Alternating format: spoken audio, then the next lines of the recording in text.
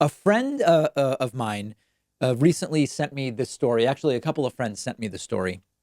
A phrase that I've been using lately to encapsulate the money grab that is coronavirus for many companies and people is exciting new products for coronavirus customers. Trump often talks about exciting products coming out. Dr. Birx and others have referred to people suffering from coronavirus as customers previously, which is the way that they are fundamentally viewed by our system. And we have learned that the Trump administration has given a contract for distributing N95 masks to a company that is bankrupt and has no employees.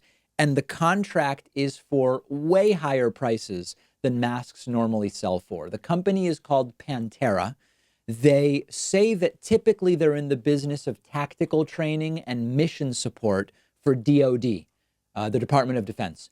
Pantera's parent company filed for bankruptcy in the fall.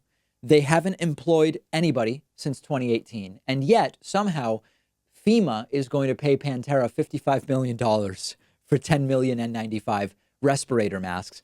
That's $5.50 per mask. 3M, which is actually in the business of making N95 masks, charges 63 cents up to $1.50 per mask.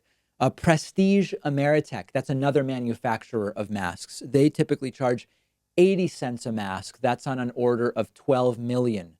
And now Pantera, which remember, they're not a manufacturer, they're a distributor. They're essentially going to be playing the role of middleman. They have gotten FEMA to pay a ridiculous amount for masks. The administration is paying multiple times the normal cost of a mask to a company without a single employee that is bankrupt so that they can middleman a purchase of masks. This checks every box of a sweetheart no bid contract at minimum, all the way up to actual money laundering or some kind of kickback deal at worst. And we may never know. And a ton of money is being made through coronavirus. Trump, remember, eliminated oversight of coronavirus funds, spending $1 trillion of our money with different companies. Oversight has been eliminated. They decide who gets the contracts. And he talks about, states should get what they can. That causes states to compete against each other, and it drives up prices, which lo and behold ends up getting their friends these outrageously inflated contracts to produce stuff or even just to middleman some of these deals at great profit. These are mafia tactics. If we follow the money on coronavirus, it's ugly and mafia-like. And I've told you before, there's so much money to be made shorting stocks or dumping stock based on inside information. Price gouging contracts to states thanks to the federal government creating these competitive environments for states. Everything is a grift. Everything is cheating. Everything is shilling and stealing and hurting just average people, many of whom voted for this guy. So, of course, we have to remove him in November.